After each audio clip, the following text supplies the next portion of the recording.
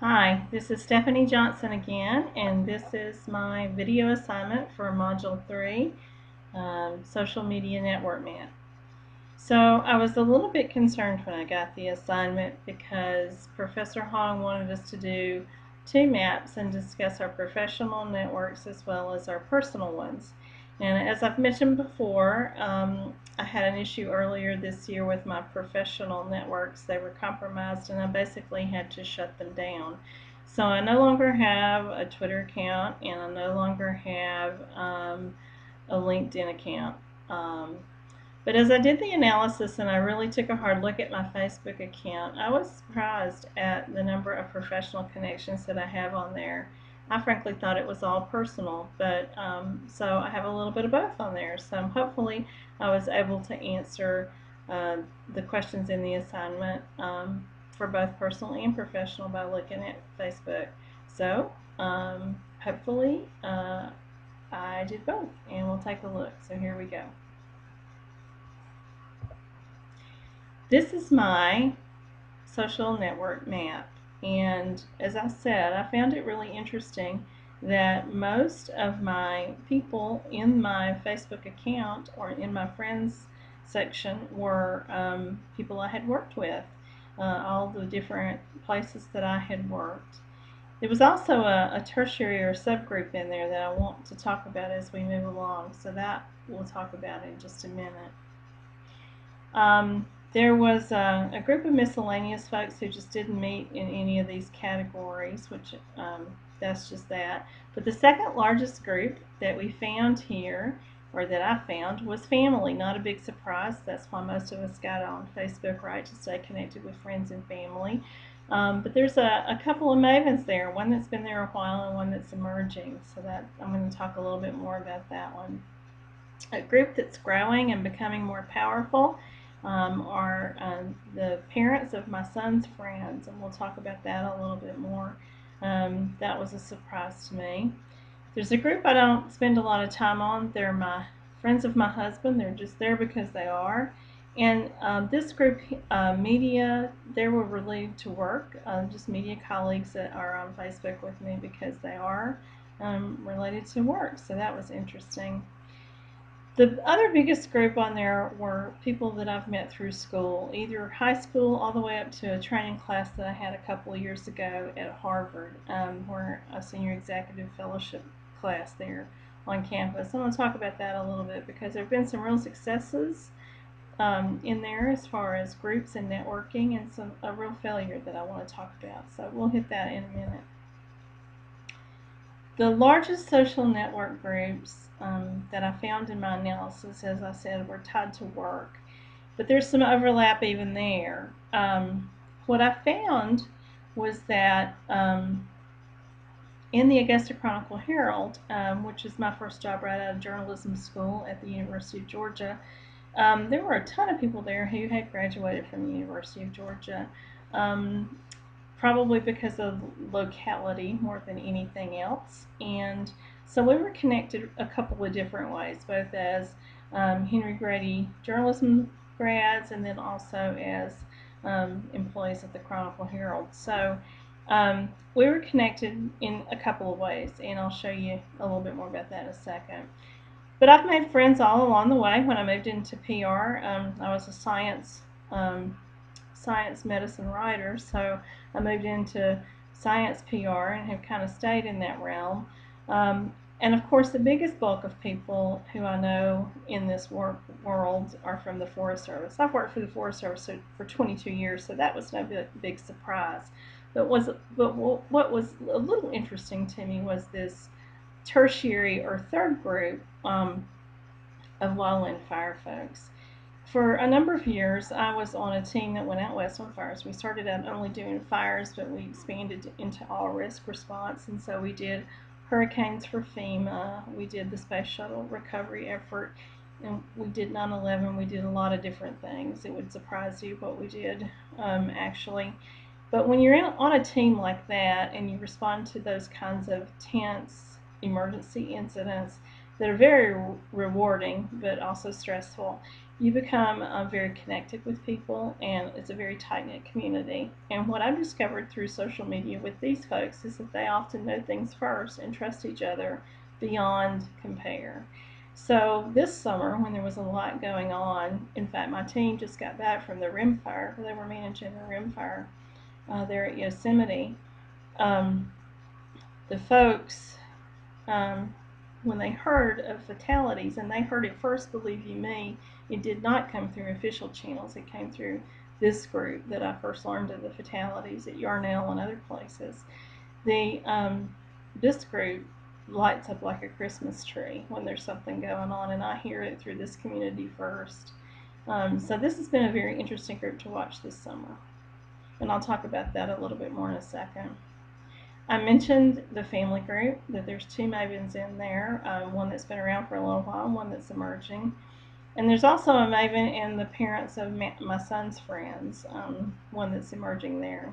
And I do want to talk about a success group in the schools groups, and then a really distinct failure.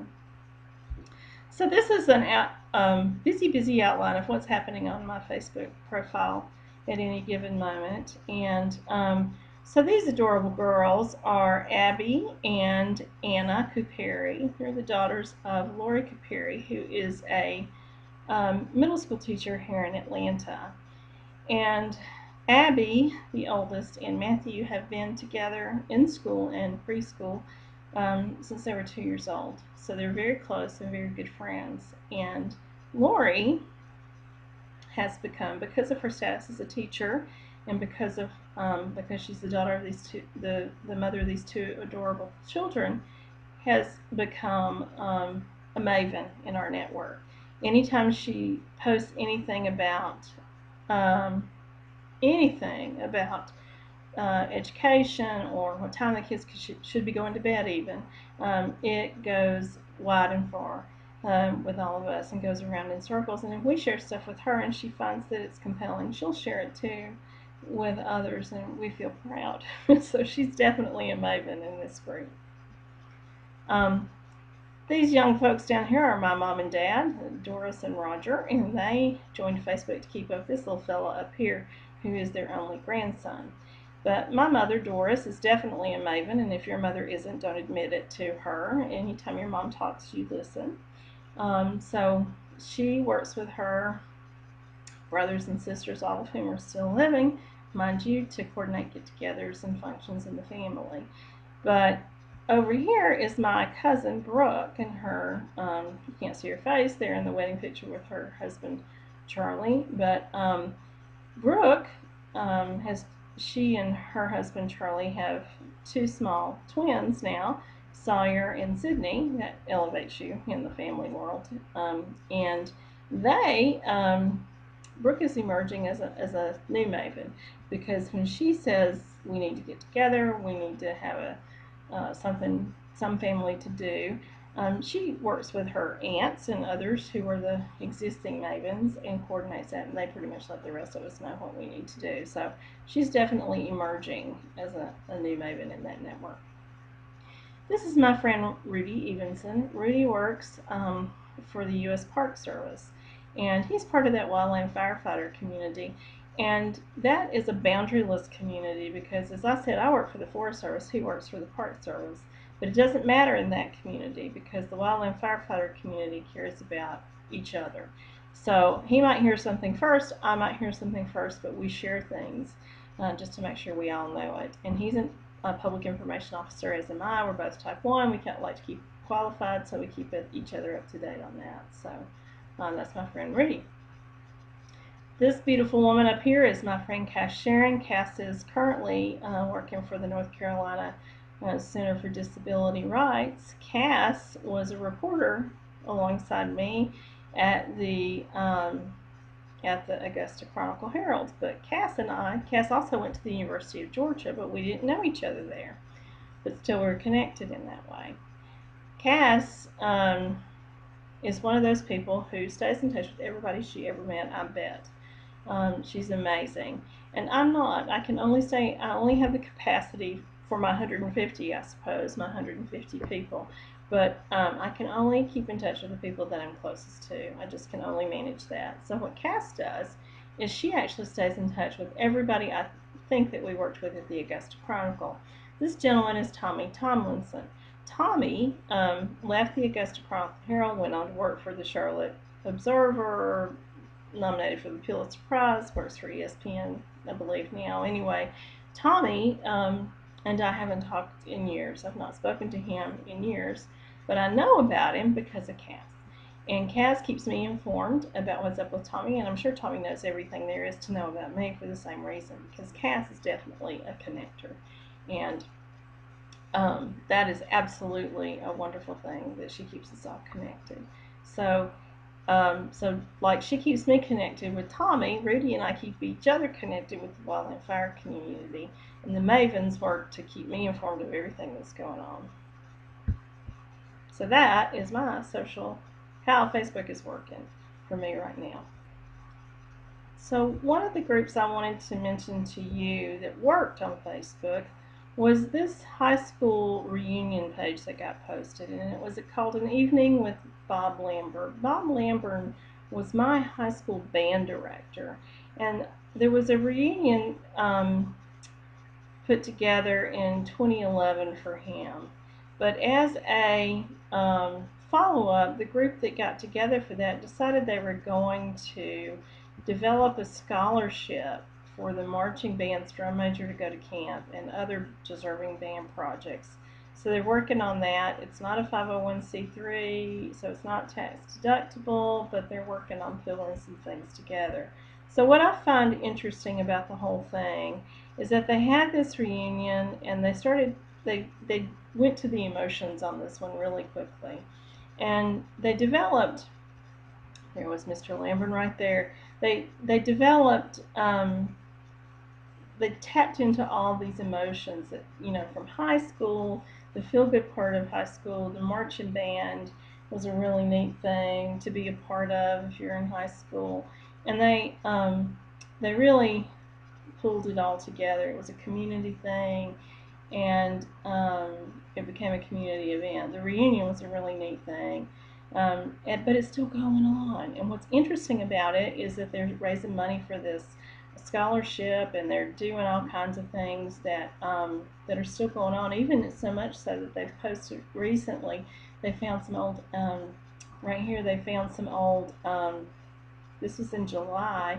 They found these old instruments in the attic of the old band room, and they wanted to know if anybody knew the history of these instruments. So this is still going on today, and I think this appealed to the emotion. It appealed to all the things that they were talking about in some of our reading in Cognitive Surplus. There was some, you appealed to the emotion, so the motive was there, but it felt good. People felt good about giving to the scholarship, so it was an interesting study that I could click into because it reminded me of the Josh Groban example, and I wanted to share that with you guys.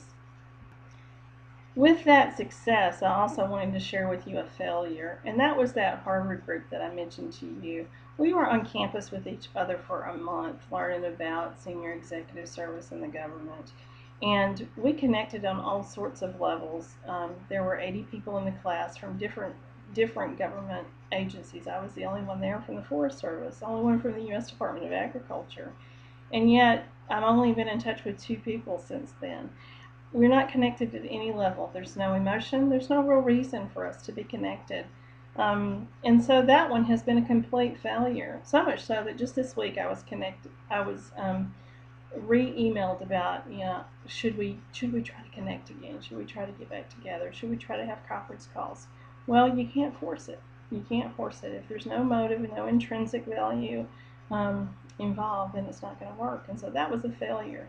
But the band thing seemed to work. And that's a little tiny town in northwest Georgia for a marching band that goes back a few years. So anyway, that's it for this week, and I guess I'll talk to you guys next week. Thanks.